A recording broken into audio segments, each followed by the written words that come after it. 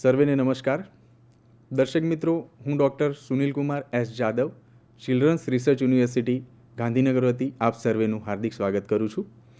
મિત્રો, આપણે સૌ જાણીએ છીએ કે વર્તમાન સમયમાં જે ટેકનોલોજી અને વિજ્ઞાનનો યુગ ચાલી રહ્યો છે, તો તે જોતાં દરેક માતા પિતા અને વડીલો માટે એક પડકારરૂપ જે પ્રશ્ન છે કે બાળ ઉછેર કેવી રીતે કરવો. જી હા દોસ્તો, આ પ્રશ્ન સૌના મનમાં એક મૂંઝવણ અને સમસ્યારૂપ દિન પ્રતિદિન બનતો જાય છે. આજે હું તમારી સમક્ષ એક એવું યાદ લઈને આવ્યો છું, એક એવો પ્રસંગ લઈને આવ્યો છું કે જેમાં હું આપને એ જણાવીશ કે શું ખરેખર કોઈ એવી પ્રવૃત્તિ કે કંઈ એવું કરી શકાય કે જેથી કરી અને ઈચ્છિત બાળકને મેળવી શકાય, અથવા તો બાળ ઉછેર કઈ શૈલીથી કરવો તેના વિશે સચોટ માર્ગદર્શન મળે, અથવા તો તે વિશે માહિતગાર આપ થઈ શકો. જી હા મિત્રો, આજ હું આપની સમક્ષ એક એવી વ્યક્તિનો પરિચય કરાવવા જઈ રહ્યો છું કે જે વ્યક્તિએ જે સગર્ભાબેન હતા ત્યારે તેમણે ચિલ્ડ્રન્સ રિસર્ચ યુનિવર્સિટી અંતર્ગત ચાલતા તપોવન ગર્ભ સંસ્કાર કેન્દ્રનો તેમણે તેમના 9 માસ દરમિયાન એ જે ગર્ભયાત્રા હતી તે દરમિયાન તેમણે લાભ લીધેલો હતો અને એ થકી તેમણે જે ઈચ્છિત સંતાનને પ્રાપ્ત કર્યું છે, તો તે પોતાના અનુભવો આપણી સમક્ષ વહેંચવા માટે આવ્યા છે. એ આપણી સામે એનું વર્ણન કરશે. તો આપણી સાથે જોડાયા છે પારુલ સ્મિત મોદી બેન. આપનું હું હાર્દિક સ્વાગત કરું છું. Parulben, thank you sir. દર્શક મિત્રોને આપ એ જણાવશો કે આપ ક્યાંના રહેવાસી છો અને આપનો ટૂંકમાં પરિચય આપશો. નમસ્તે, મારું નામ પારુલ સ્મિત મોદી છે. ગાંધીનગરમાં રહું છું, પ્રાઇવેટ જોબ કરું છું અને મેં ચિલ્ડ્રન્સ રિસર્ચ યુનિવર્સિટીમાં ચાલતા તપોવન કેન્દ્રમાં ગર્ભ સંસ્કાર કરેલો છે. જી પારુલબેન, આપ એ જણાવશો કે ચિલ્ડ્રન્સ રિસર્ચ યુનિવર્સિટી અંતર્ગત જે ગર્ભ સંસ્કાર કેન્દ્ર અને જે વિવિધ પ્રવૃત્તિઓ થઈ રહી છે, તો આપને તે અંગેની માહિતી ક્યાંથી મળી? મારે પ્રેગ્નન્સીનો 3rd મંથ ચાલતો હતો, એટલે જનરલી એવું હોય કે 3 મંથ સુધી અમે કોઈને કહેતા નહીં. પેલું એવું હોય કે ફર્સ્ટ પ્રેગ્નન્સી હોય તો 3 મંથ સુધી કોઈને કહીએ નહીં. 3rd મંથ હતો ત્યારે મેં સોસાયટીમાં બધાને ખબર પડી કે પ્રેગ્નન્સી રહી છે, તો એ સોસાયટીમાં એક બેને ગર્ભ સંસ્કાર તપોવન કેન્દ્રમાં કરેલા સર. તો એમણે મને કહેલું કે ત્યાં ચિલ્ડ્રન્સ રિસર્ચ યુનિવર્સિટીમાં ગર્ભ સંસ્કાર થાય છે તપોવન કેન્દ્રમાં, તો તું ત્યાં જોડાજે, મને એનાથી બેસ્ટ રિઝલ્ટ મળેલું. એટલે તેમની વાતથી પ્રભાવિત થઈને મેં ગર્ભ સંસ્કાર કેન્દ્ર જે ચાલે છે ત્યાં મેં મારું નામ એડ કરાયું અને મેં 9 મંથ ત્યાં ગર્ભ સંસ્કાર કરેલા સર. જી જી પારુલબેન, ખૂબ ખૂબ આભાર. જી પારુલબેન, ખૂબ ખૂબ આભાર. આપ અત્યારે જે દર્શક મિત્રો જોડાયેલા છે એમને એ પણ જણાવશો કે આપે જે ગર્ભ સંસ્કારની પ્રવૃત્તિઓ કરી છે અથવા ગર્ભ સંસ્કાર કેન્દ્રનો જે લાભ લીધો છે, તો એ તપોવન ગર્ભ સંસ્કાર કેન્દ્રમાં કેવા કેવા પ્રકારની પ્રવૃત્તિઓ કરાવવામાં આવે છે? સર, ત્યાં સૌથી પહેલાં તો પ્રાર્થના કરીએ છીએ, ગર્ભ સંવાદ કરીએ છીએ, યોગ, પ્રાણાયામ, વૈદિક મેથ્સ, સંગીત, ઇતર પ્રવૃત્તિઓ અને રોજ અલગ અલગ એક્ટિવિટીઝ, ભરત ગૂંથણ, અલગ પેઇન્ટિંગ્સ વગેરે વગેરે ત્યાં અલગ અલગ ડે વાઇઝ પ્રવૃત્તિઓ ચાલે છે અને તેનાથી અમને માઇન્ડ બી ફ્રેશ થાય છે અને અલગ અલગ પ્રવૃત્તિઓ કરવામાં આવે છે ડે વાઇઝ. જી જી, ખૂબ સરસ વાત કરી આપે. પારુલબેન, આપ એ પણ જણાવશો કે આપ જે આ તપોવન ગર્ભ સંસ્કાર કેન્દ્ર અંતર્ગત જે કંઈ પ્રવૃત્તિઓ કરી અથવા તો જે પ્રવૃત્તિઓમાં આપ જોડાયેલા હતા, તો એ તમામ જે પ્રવૃત્તિઓ છે એનો તમારા અત્યારે જે બાળક છે એ પૃથ્વી જે છે એ પૃથ્વી તમારા બાળકના એના વર્તનમાં અથવા તો તમારું જે દરમિયાન તમે માનસિકતા તમારી જે હતી તપોવન ગર્ભ સંસ્કાર કેન્દ્રમાં જોડાયા હતા, તો તે સમયગાળા દરમિયાન તમે જે કંઈ પણ શીખ્યા, જે અનુભવ કર્યા છે, તમે જે ગર્ભ સંવાદ, ગર્ભ ધ્યાન કર્યું હશે, જે કોઈ પણ પ્રવૃત્તિમાં આપ જોડાયા છો, તો એની શું તમારા જે અત્યારે તમારો દીકરો છે એનામાં તમે એને વર્તનમાં જોઈ શકો છો? હા, બિલકુલ જોઈ શકું છું. હું અને મારા હસબન્ડ રોજે એમની સાથે ગર્ભ સંવાદ કરતા હતા. હું મારો એક પ્રસંગ શેર કરવા માગીશ સર, કે એની જે મેઇન સોનોગ્રાફી હોય ને ત્યાં અમે ગયેલા, તો ત્યાં એ ગર્ભમાં સૂઈ ગયો હશે, તો ડૉક્ટરે કહ્યું કે આપ એવું કંઈ કરી શકો કે જેથી બાળક જાગી શકે. મીન્સ કે એ સોનોગ્રાફીમાં બધા પાર્ટ્સ એ લોકો જોતા હોય અને સૂઈ ગયો હોય તો મૂવમેન્ટ ના કરી શકે, તો અમુક હાઇટ થઈ ગયેલા હતા.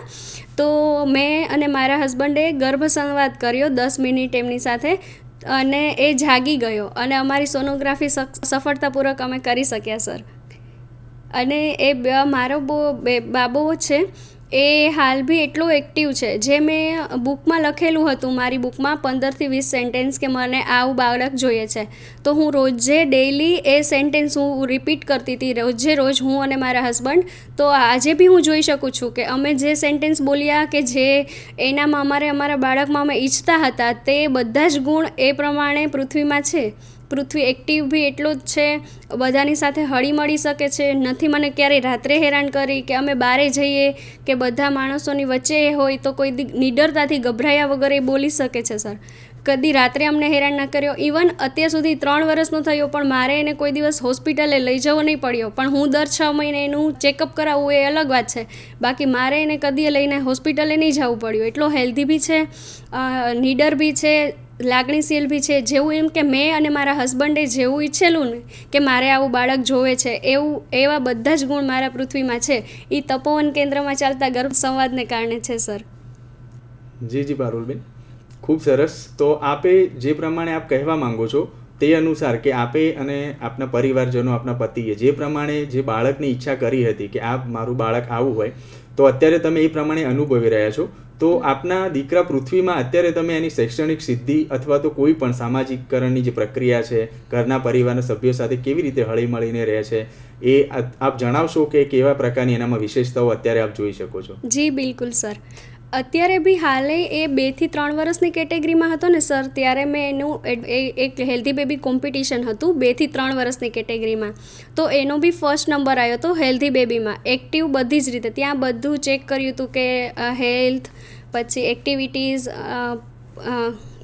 ટોટલી ઓલ ઓવર એનો ગ્રોથ, એ પ્રમાણે એનો નંબર આવેલો હતો સર. 2 થી 3 વર્ષની કેટેગરીમાં ફર્સ્ટ નંબર પ્રાપ્ત કરેલો હતો. એ સિવાય બી એને સ્કૂલમાં બેસાડેલો છે મેં અત્યારે. તો પ્લે ગ્રુપમાં કોઈ બી પ્રવૃત્તિઓ હોય, કોઈ બી કોમ્પિટિશન હોય તો પૃથ્વીનો ફર્સ્ટ નંબર જ હોય સર. એ ક્યારે સેકન્ડ નંબરે બી નહીં આવ્યો. જી. તો આપના અનુસાર કે ખરેખર આપે જે ગર્ભ સંસ્કાર કેન્દ્રમાં આપ જોડાયા, ચિલ્ડ્રન્સ રિસર્ચ યુનિવર્સિટી અંતર્ગત જે તપોવન ગર્ભ સંસ્કાર કેન્દ્ર ચાલી રહ્યું છે અને આપે એનો લાભ લીધો છે, તો એ અંતર્ગત આપ જે પ્રમાણે તમે ઈચ્છ્યું હતું તો તે પ્રમાણે તમે ખરેખર તમારા દીકરા પૃથ્વીમાં એ તમામ બાબતો તમે જોઈ શકો છો, એવું આપ કહો છો. પારુલબેન, આપ દર્શક મિત્રોને એ બાબત જણાવશો અથવા એનાથી અવગત કરશો કે તમારો વ્યક્તિગત અનુભવ તપોવન કેન્દ્રને લઈને, એટલે કે ત્યાંની પરામર્શન પ્રક્રિયા, ત્યાં જે એક્સપર્ટ આવતા હતા એને લઈને તમારો વ્યક્તિગત અનુભવ જે હોય એ પણ શેર કરશો તો દર્શક મિત્રો વધારે અવગત થઈ શકે. જી સર, હું બધાને રિક્વેસ્ટ કરીશ કે કોઈ બી પ્રેગ્નન્ટ લેડીઝ હોય એને ગર્ભ સંસ્કાર કરવા જ જોઈએ. અને ચિલ્ડ્રન્સ રિસર્ચ યુનિવર્સિટીમાં જે ગર્ભ સંસ્કાર થાય છે એ બેસ્ટ છે. જેવો આપણે સંતાન પ્રાપ્ત કરવા ઈચ્છીએ છીએ એ રીતે પ્રવૃત્તિઓ બી કરાવે છે, પ્રાર્થના કે એ રીતે બધું જ કરાવે છે સર. તો ગર્ભ સંસ્કાર કરવા જ જોઈએ. ખૂબ આભાર પારુલબેન, આપ અમારી સાથે જોડાયા. દર્શક મિત્રો, હું આપને એ વાત પણ જણાવીશ કે ચિલ્ડ્રન્સ રિસર્ચ યુનિવર્સિટી અંતર્ગત જે કોઈ પણ તપોવન ગર્ભ સંસ્કાર કેન્દ્રમાં પ્રવૃત્તિઓ થઈ રહી છે એ તમામ આપણા પ્રાચીન ગર્ભ સંસ્કાર અને પ્રાચીન વિજ્ઞાન જે છે એના અને આયુર્વેદના આધારે તમામ પ્રવૃત્તિઓ થાય છે. હું આપને એ પણ જણાવું કે જ્યારે 2 કે 3 વર્ષનું કોઈ બાળક હોય તો આપણે સૌ જાણીએ છીએ કે જેને બોલવામાં ફાંફા પડે છે કે કોઈ સાથે વાત કરવામાં કેટલો શરમ કે સંકોચ અનુભવે છે.